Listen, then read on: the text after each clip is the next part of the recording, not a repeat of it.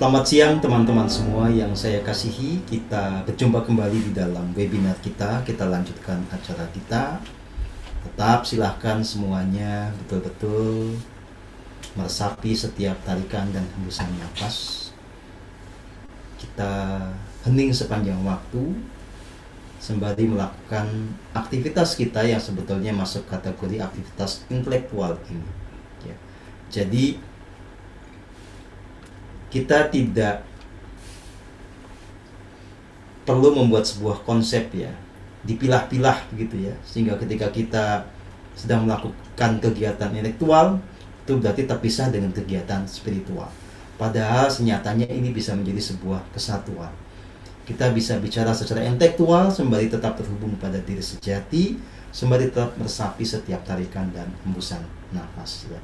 Sehingga kalau Anda melakukan apapun termasuk kegiatan intelektual itu dalam keheningan, Anda akan tertuntun ya.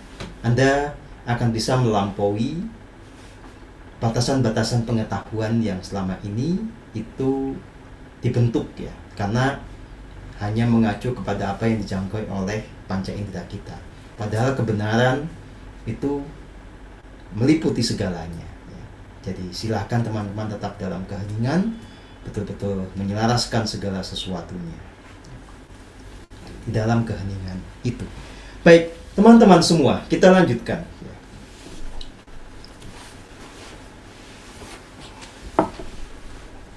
Apakah benar bangsa ini, bangsa Nusantara, akan mengalami kembali kebangkitan spiritual sebagai fondasi bagi pulihnya kejayaan negeri ini?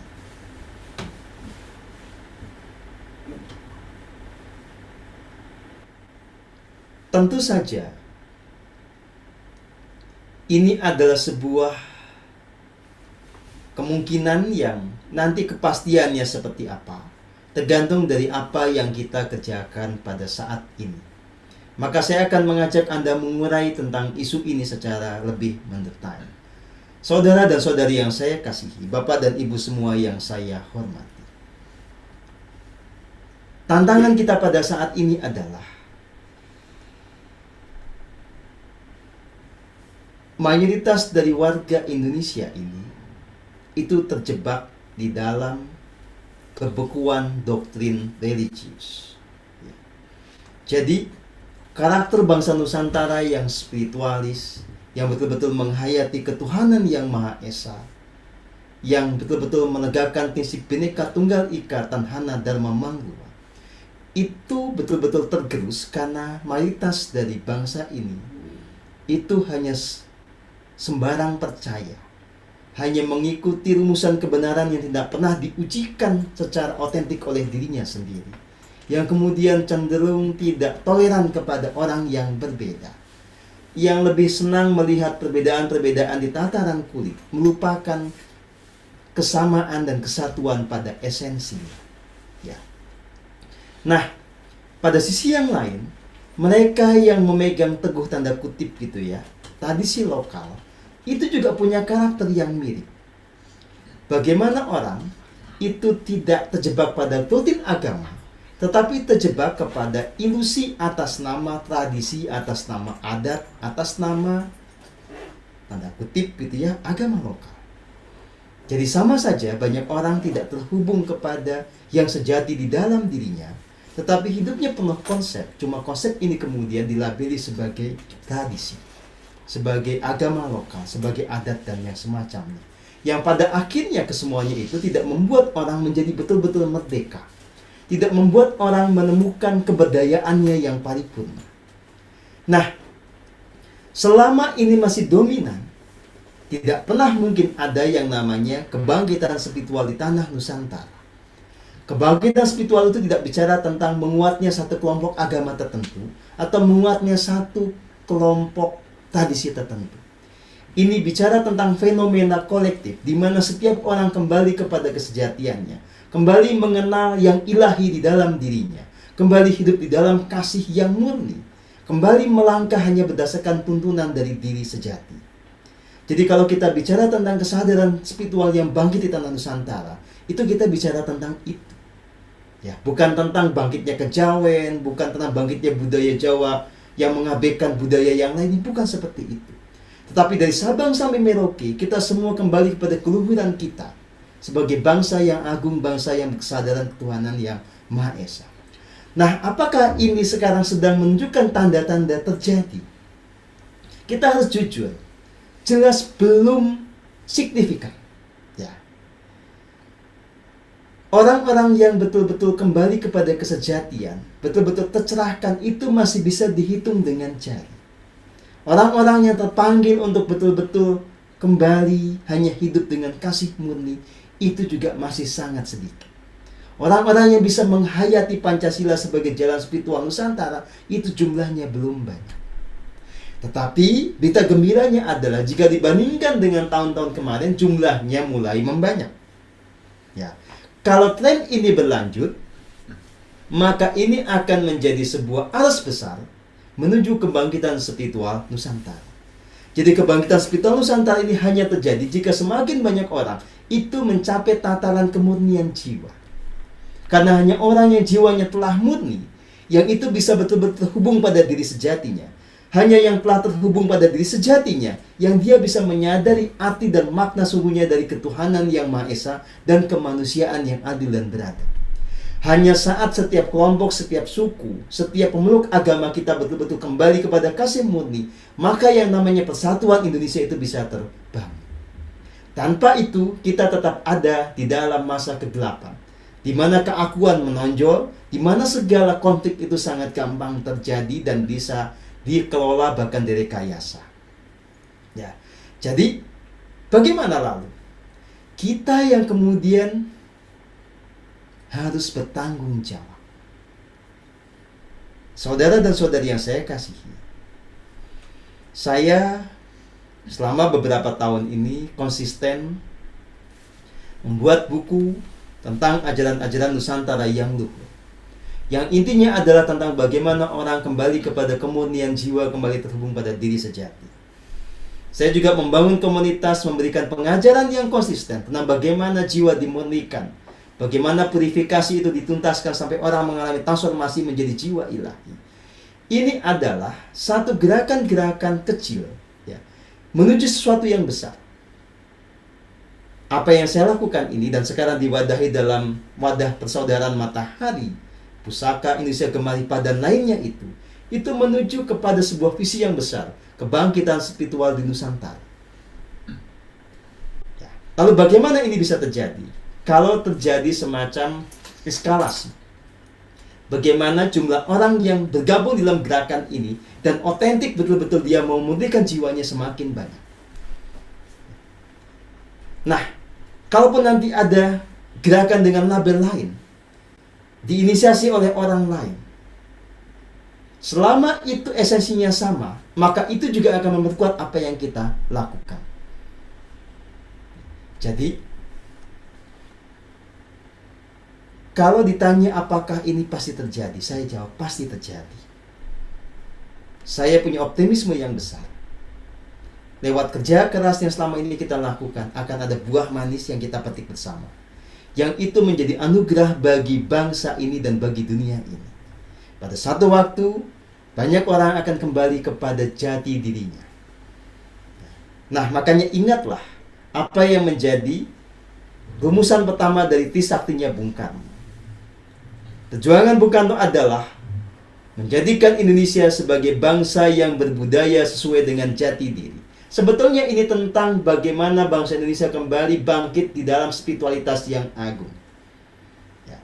Dan ini tentang bagaimana Pancasila dikembalikan sebagai jalan spiritual yang agung. Jalan spiritual bagi bangsa ini yang dihayati dengan nyata, bukan sekedar dihafalkan atau diketahui secara kognitif. Saat kita semakin kemudian hidup di dalam kesadaran spiritual yang murni, inilah yang menjadi fondasi bagi bangkitnya kesadaran secara nasional, yang kemudian ini memicu kebangunan di segala sektor lainnya, sehingga dua Trisakti lainnya itu menjadi realisasi. Apa itu?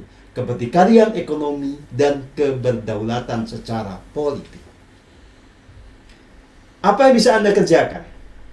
Mulailah dengan betul-betul memurnikan jiwa dan raga Anda. Jangan menganggap remeh kondisi ketika jiwa Anda menjadi murni. Ya. Anda lihat ya, baju saya atau latar ini mandala. Bagaimana ini terjadi? Bagaimana ini terjadi sebagai sebuah mandala? Itu kan dari kumpulan dot atau titik-titik yang kemudian saling terangkai, saling menjadi sebuah kesatuan. Setiap diri Anda adalah dot itu atau titik itu. Kalau itu nggak ada, ya yang lain juga nggak akan ada, nggak akan berguna. Kalau Anda bertanggung jawab menjadi dot itu, menjadi salah satu kontributor dari rangkaian mandala ini, pada akhirnya mandala itu akan jadi. Ini kan sebuah bentukan ya, dari puzzle-puzzle yang tadinya terpisah, yang tadinya tidak ada menjadi ada, kemudian menyatu. Jadi kalau Anda menjadi jiwa yang murni, itu Anda sudah berkontribusi besar buat bangsa ini. Karena bangsa ini kehilangan jiwa yang murni ini selama ratusan tahun. Ya. Jadi jangan pernah meremehkan misi ini. Ya. Jangan bermain-main dengan keliaran pikiran Anda. Balik kepada tujuan utama kita. Kita bersama untuk membuat jiwa kita menjadi murni. Nah, kalau jiwa Anda menjadi murni, ada efek berikutnya. Anda memberikan kontribusi pada penciptaan medan energi kolektif bangsa ini yang serba selaras. Ya. Coba sebaliknya, kalau Anda tetap hidup dengan luka batin, dengan kemarahan, dengan kebencian, apa yang Anda kontribusikan? Yang Anda kontribusikan adalah energi yang tidak selaras, yang mempengaruhi medan energi yang tidak selaras, yang pada akhirnya akan mengundangkan hal buruk buat bangsa ini. Sebaliknya, kalau Anda hidup dengan memancarkan kasih, memancarkan kebahagiaan, secara kolektif itu akan membentuk medan energi yang semakin selaras. Itu mengundang keselarasan, mengundang keajaiban, mengundang keselamatan. Jadi, nggak usah rumit-rumit berpikirnya. Jalani apa yang bisa Anda lakukan saat ini dengan sebaik-baiknya, dengan hati yang tulus paripurna. Konsistenlah memurnikan jiwa raga Anda. Tuntaskan segala masalah-masalah di dalam psikologi Anda. Ya. Itulah cara Anda menjalankan peran sebagai kesatria Nusantara. Jangan ngomongin kesatria-kesatiaan kalau Anda jiwanya masih gelap, masih keruh. Percuma. Ya. Anda tidak akan memberikan kontribusi apa-apa kecuali tambah ruwet saja nantinya. Ya. Oke. Nah, teman-teman yang saya kasihi. Jadi, kita tetap optimis. Ya. Asal optimisme ini dibarengi dengan langkah yang nyata. Jangan omdo atau omong doang. Konsistenlah menjalani keheningan atau hening cipta sepanjang waktu. Agar di dalam diri Anda itu menyala matahari kesadaran.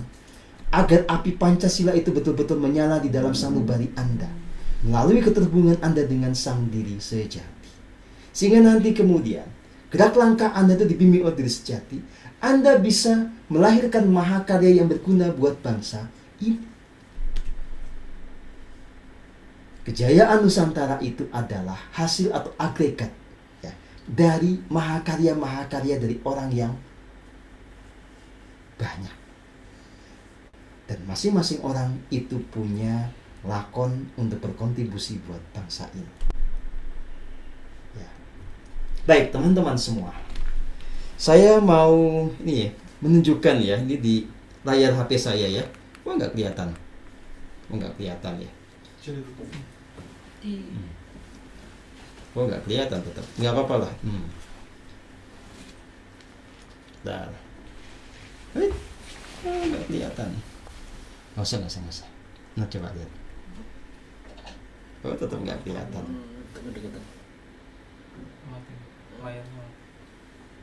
Layarnya. Oh, bentar. Oh, mati. Bentar. Bisa? Ya. Kelihatan? Mundur dikit dulu. Nah, Oke. Wah, mati lagi. Oke, kelihatan? Mundur dikit. Ya. Oke. Nah, sip. Oke ya. Ini ada sebuah buku yang lucu. Saya ketemu di markas OGR, ini bukunya Mbak Siska ini. Nggak tahu udah dibaca apa belum. Tapi saya cari lagi, nggak ada. Masih ada. Buku ini judulnya adalah Tahun Kembar 2020, Munculnya Satrio Piningit. Jadi gini, kenapa saya mau membahas ini ya? Sejak 2018 itu banyak sekali nujuman tentang situasi yang sulit di tanah Nusantara. Tetapi yang dinujumkan itu adalah tentang bencana alam dan tentang konflik atau peperangan ya, yang terjadi di tanah ini.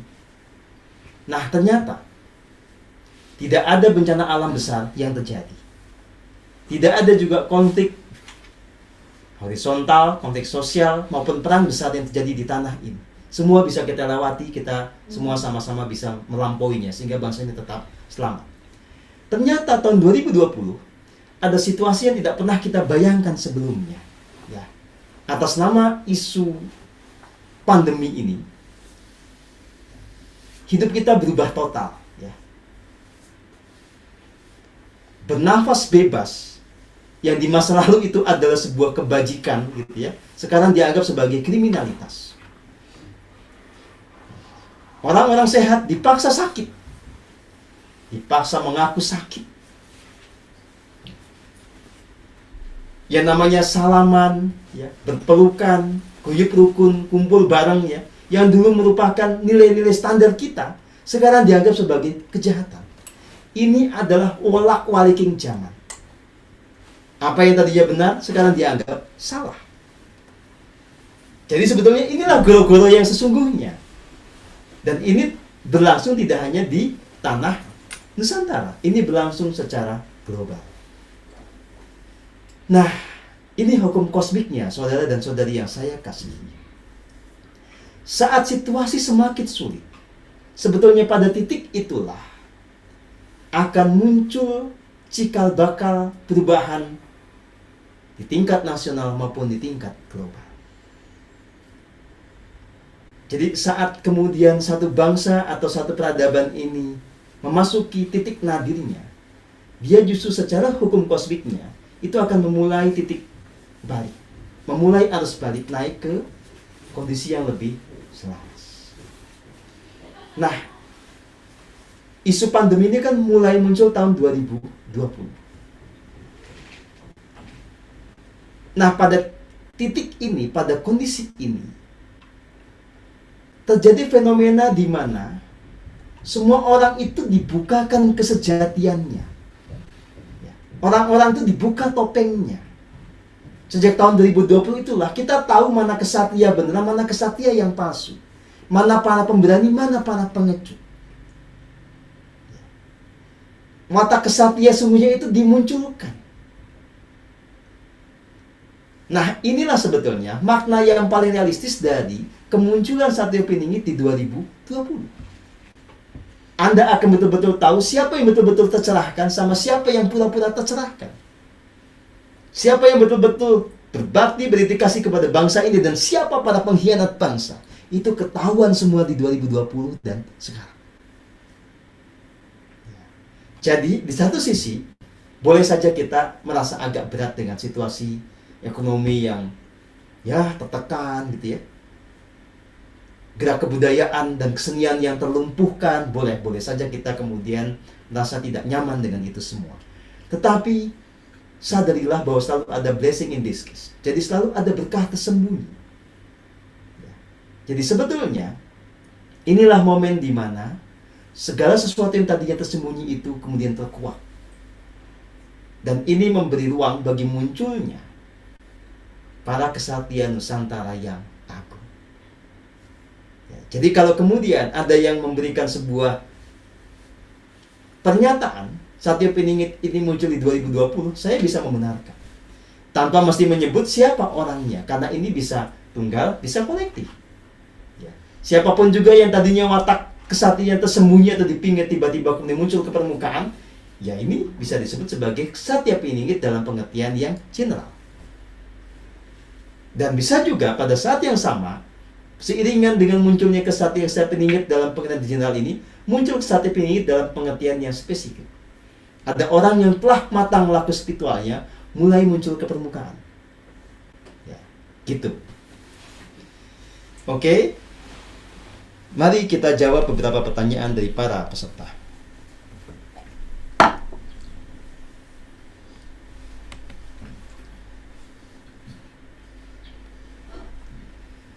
Bagaimana pendapat Mas Guru tentang Anunnaki,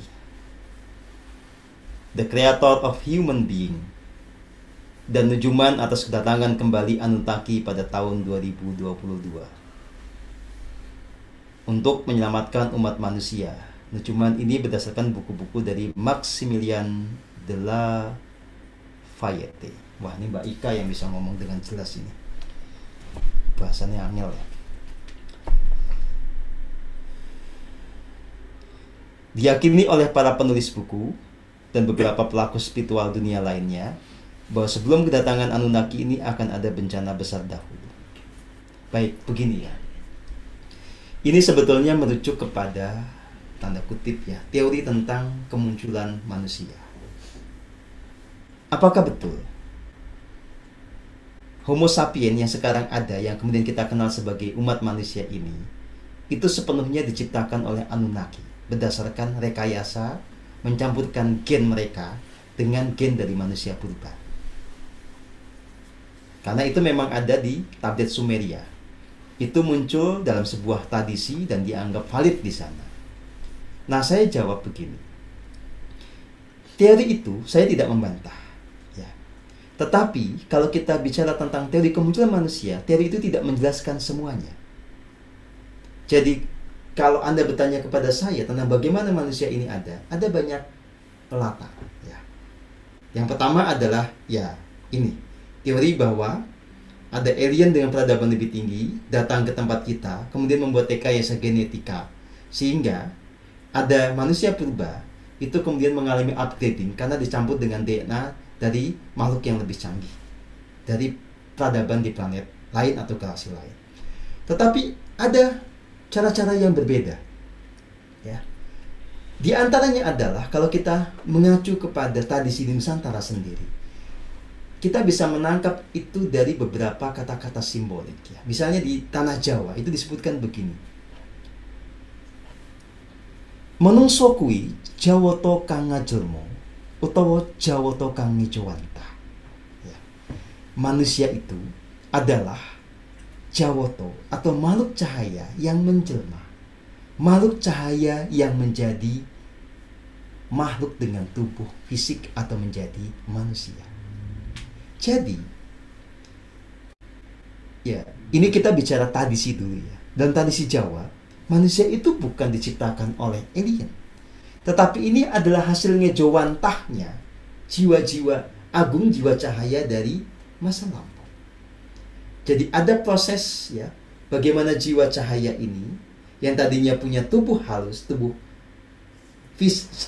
ini ya disebutnya tubuh cahaya gitu ya. Itu kemudian bertransformasi setelah memadukan tubuh cahayanya ini dengan segala elemen yang ada di bumi. Ya. Jadi kalau ditanya dalam teori ini, pertama kali manusia ada itu bayi atau dewasa? Jawabannya adalah manusia dewasa. Jadi si makhluk cahaya ini mengubah dirinya menjadi manusia dewasa. Ya, kalau bayi siapa yang merawat ya? Kalau dewasa bisa cari makan sendiri kan? Gitu. Itu ya. Nah, ada teori berikutnya ya. Bukan alien ini kemudian dia menciptakan manusia melalui rekayasa genetika, tetapi alien ini melakukan body shifting, gitu ya. Kan sama saja, si makhluk cahaya ini juga itu semacam body shifting kan. Dia mengubah yang tadinya hanya punya tubuh halus, sekarang menjadi punya tubuh fisik. Nah, alien dengan bentuk yang berbeda itu kemudian menyesuaikan kondisi di bumi ini dengan mengubah badannya itu supaya selaras dengan tuntutan yang ada di bumi ini. Ini disebut sebagai body shifting. Nah, teori ketiga itu adalah apa yang sangat umum dipegang oleh para apa istilahnya ya? Para sejarawan atau apa ya? Atau para ahli genetika. Jadi sementara orang yang percaya bahwa manusia pertama itu munculnya di tanah Afrika sekitar 200.000 tahun silam. Baru dari tanah Afrika nanti ada migrasi ke banyak negeri lainnya. Gitu. Nah, yang bibit dari tanah Afrika ini itu muncul dari mana? Nah, inilah yang tidak pernah terjelaskan karena kemudian diasumsikan ini adalah hasil proses evolusi dari makhluk yang lebih rendah. Cuma bagaimana caranya ini tidak pernah terjelaskan, ya. Gitu. Jadi teorinya Charles Darwin juga tidak menjelaskan. Misalnya, kalau tadinya kita primata lalu jadi manusia, itu bagaimana prosesnya? Apakah primata itu secara bertahap melahirkan makhluk yang semakin ganteng, atau primatanya semedi tiba-tiba berubah jadi manusia yang ganteng? Ya, ini nggak terjelaskan. Ya. Jadi teori yang ketiga ini yang sebetulnya dipegang teguh oleh banyak orang, itu kita tidak tahu juga kebenarannya. Teori keempat adalah teori religius, ya, bahwa asal mula manusia itu adalah Adam dan Hawa yang diturunkan dari surga. Tapi saya juga nggak tahu surganya ada di mana. Ya, turunnya juga naik apa juga saya nggak tahu. Ya. Jadi saya tidak bisa komentar lebih banyak gitu ya soal yang teori ini. Nah, jadi saya tidak membantah soal Anunnaki itu, tetapi apapun juga, ya, kita harus melihatnya secara utuh. Jadi jangan hanya berpegang kepada sebuah teori, karena kenyataannya realitas di bumi ini itu sangat kompleks. Nah, apakah Anunnaki akan datang dan sebelum itu ada bencana besar terlebih dahulu? Tidak semua orang yang punya kemampuan visioner itu bisa membaca realitas dengan utuh. Nah, kalau saya pribadi, saya tidak mengikuti skenario yang ini. Skenario saya adalah skenario bumi surgawi. Saya mengacu kepada fakta bahwa zaman dulu yang datang ke sini adalah para makhluk cahaya. Dan bumi ini betul-betul ada dalam keadaan surgawi. Bumi ini kemudian menjadi taman belajar, menjadi tempat belajar bagi jiwa-jiwa untuk bertumbuh kesadarannya. Dan tetap dalam keindahan keagungannya. Nah, bahwa kemudian pada saat ini, bumi juga kedatangan dari makhluk-makhluk yang lainnya yang membawa watak angkara. Dan akhirnya bumi ini menjadi tidak selaras.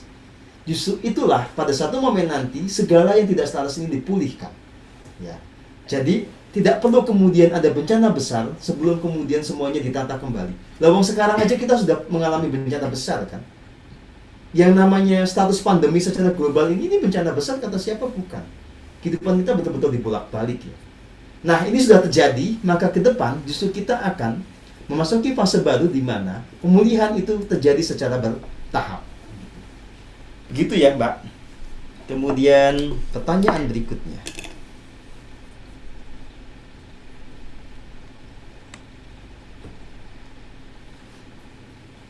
Nah, kalau yang Mas Yosef ini sudah saya jawab tadi ya, apa yang harus disiapkan, sudah jelas.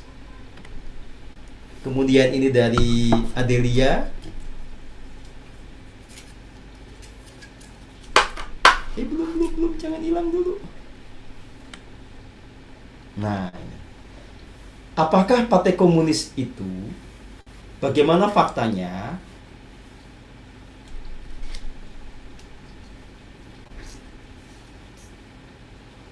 Di Indonesia itu sekarang tidak ada Partai Komunis. Yang ada itu PDIP Perjuangan, Partai Nasdem, Partai Demokrat, PKS, PKB, PAN, Hanura. Ada nggak PKI? Nggak ada kan? Kalau ada yang menyebut ada PKI, tunjukkan di mana kantornya. Siapa ketuanya? Kan nggak ada juga. Yang ada bukan di sini, tapi di Cina ada PKC. Tapi PKC pun sebetulnya sudah sangat kapitalis. Ya. Mereka betul-betul sangat money oriented gitu loh. Bahkan kita ini sebenarnya sedang terjebak permainan mereka. Ya. Nah, kalaupun ada kemudian isu-isu PKI, ya ini isu mengalihkan perhatian karena masalah kita bukan itu. Sumber masalah kita itu bukan PKI. Sekarang sederhana aja, yang menggarong uang di negara ini dari partai apa? Ada dari partai PKI, partainya juga gak ada kan. Ya. Jadi jangan ilusif ya, kita harus faktual. Ya. Yang kita hadapi itu memang tantangan dari Partai Komunis Cina, tapi bukan dari PKI yang ada di sini. Tapi PKC ini betul-betul sebetulnya juga ditunggangi oleh yang kita sebut sebagai elit global. Mereka uangnya banyak banget gitu loh ya. Padahal kalau kita bicara tentang komunis sejati, itu justru sangat jauh dengan ya. Yang namanya hasad menumpuk-numpuk uang gitu. Jadi yang sekarang ada itu adalah kelompok kapitalis yang berwajah komunis. Itu Cina, tapi di kita nggak ada. Oke. Nah, kalau orang ateis ya banyak gitu ya. Tapi kan apakah mereka itu mendirikan partai komunis? Kan enggak juga. Begitu. Oke. Yang Pak Taufik Rusdi sudah dijawab, itu adalah dua orang berbeda secara fisik. Kemudian Mas Bayu Listiadi, apakah agama di Indonesia akan berubah menjadi agama Budi? Begini ya. Agama Budi itu jangan dibayangkan sebagai sebuah religion dalam pengertian yang modern. Harus ada nabinya, ada kitab sucinya, ada aturan-aturan baku tentang peribadatan, bukan begitu. Agama inilah, agama dalam arti ini ya, agama Budi adalah jalan keselarasan. Jalan keterturunan manusia oleh diri sejatinya. Jadi ke depan bukan berarti kemudian agama-agama itu dilebur gitu ya, dibuat musnah, bukan begitu juga.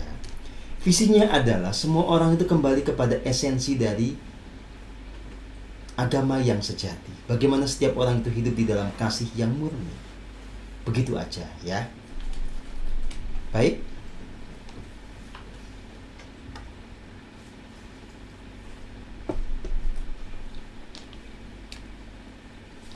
Mas Handoko ya. Jawaban untuk nomor 1, apakah Bung Karno yang disebutkan menempuh pendidikan di ITB itu merupakan sosok Bung Karno yang bahasa saya asli, atau dia adalah sosok yang aktivis yang menjadi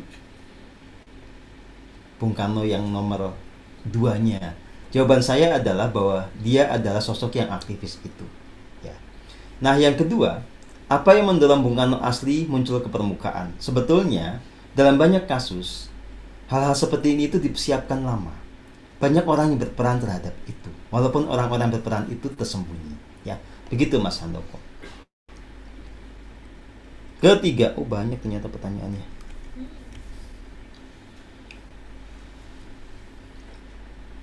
Wah ya, kalau ini ceritanya nanti lagi lah ya. Yang pasti mereka saling kenal dan bersepakat, itu aja lah ya. Apakah diketahui keluarga masing-masingnya? Belum tentu. Namanya juga kan perjanjian rahasia.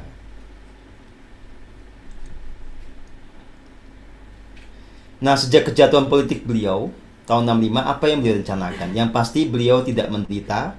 Beliau banyak bermeditasi, menyiapkan untuk kebangkitan kita pada saat ini ya.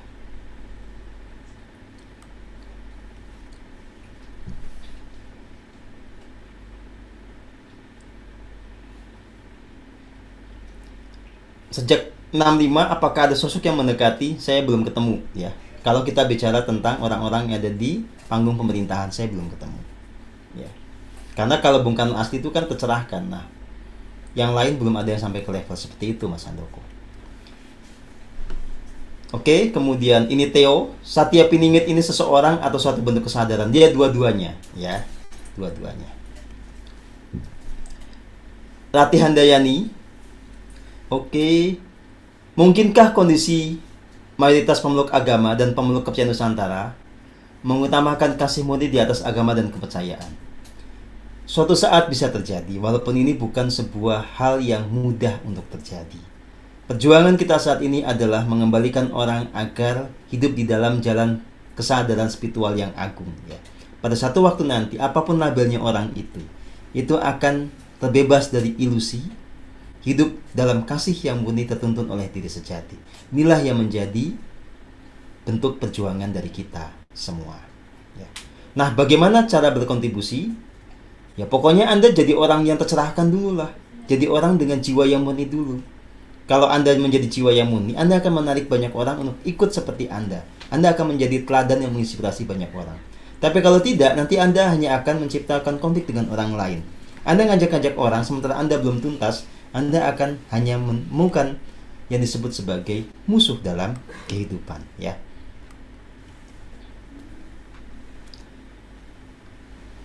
Aduh, ini apa lagi nih?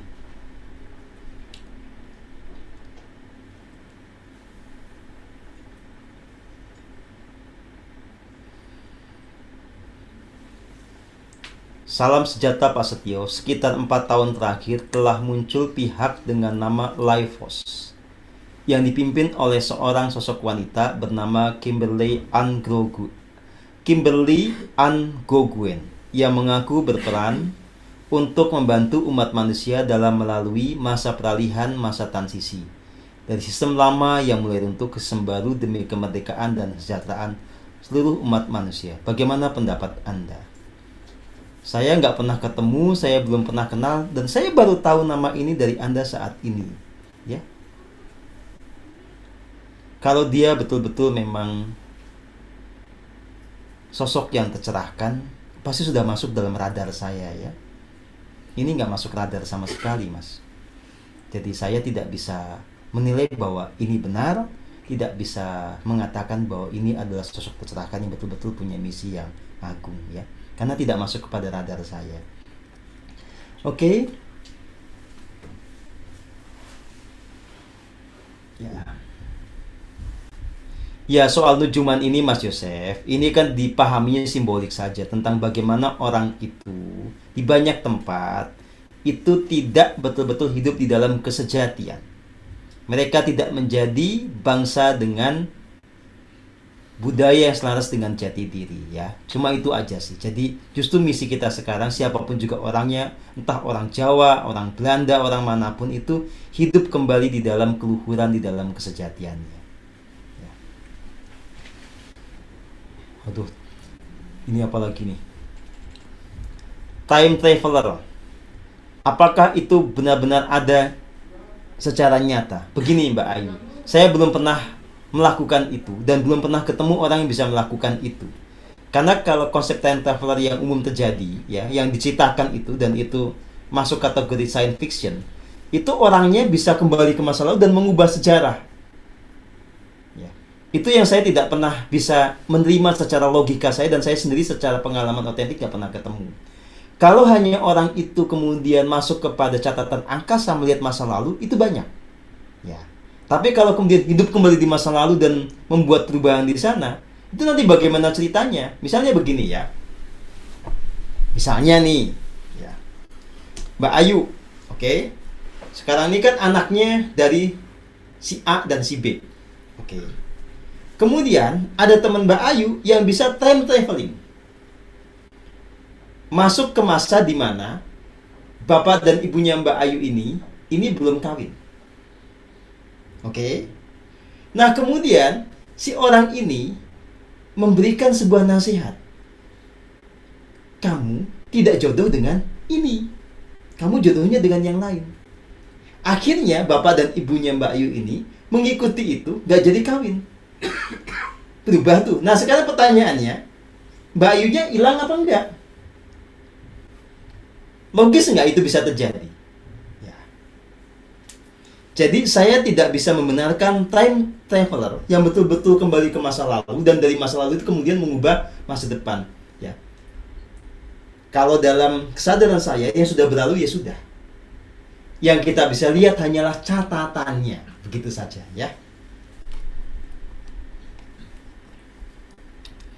Ya Mas Dimas, saya belum pernah ketemu gitu ya, jadi nggak tahu juga soal live host ini dan belum masuk ke radar saya. Ya, terima kasih. Kemudian Mas Fahmi, nanyanya apa nih Mas Fahmi?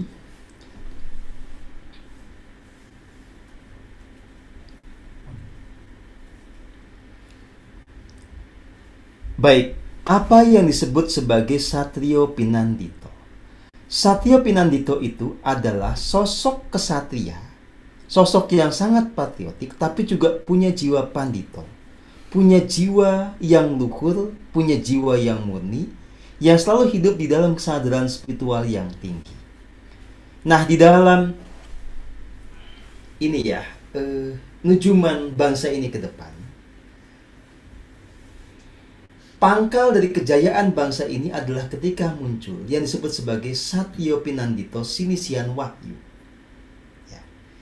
Ini satu paket dengan nujuman tentang keberadaan Satrio Pinini. Satrio Pinandito Sinisian Wahyu adalah satria yang berjiwa pinandita, yang sudah digembleng sehingga mencapai pencerahan yang sejati. Kemudian ketika dia memimpin, itu didampingi oleh wahyu. Wahyu itu apa? Restu semesta. Wahyu juga dalam konteks politik adalah dukungan dari semesta ini dalam segala bentuknya yang membuat seseorang ketika memimpin itu bisa mengatasi segala persoalan seberat apapun. Yang membuat seseorang itu selalu dalam keselamatan dan membawa keselamatan kepada semua orang yang dipimpinnya. Karena orang itu selalu setia di dalam tuntunan dari diri sejatinya. Nah, kita itu sebetulnya sedang dilatih untuk menjadi Satya Pinandito itu. Nanti dari sekian banyak Satya Pinandito, ada salah satu yang kemudian mendapatkan limpahan wahyu keprabon yang memimpin bangsa ini dan disebut sebagai Satya Pinandito Sinisihan Wahyu. Inilah yang kemudian akan membawa kejayaan bagi bangsa ini setelah terlebih dahulu dia merevolusi kesadaran spiritual di dalam bangsa ini. Begitu Mas Wahyu. Kemudian ini dari Pak Gede Adityawan. Soekarno yang tercerahkan, apakah masih hidup? Secara fisik sudah tidak hidup, ya. Itu yang bisa saya jawab. Terima kasih.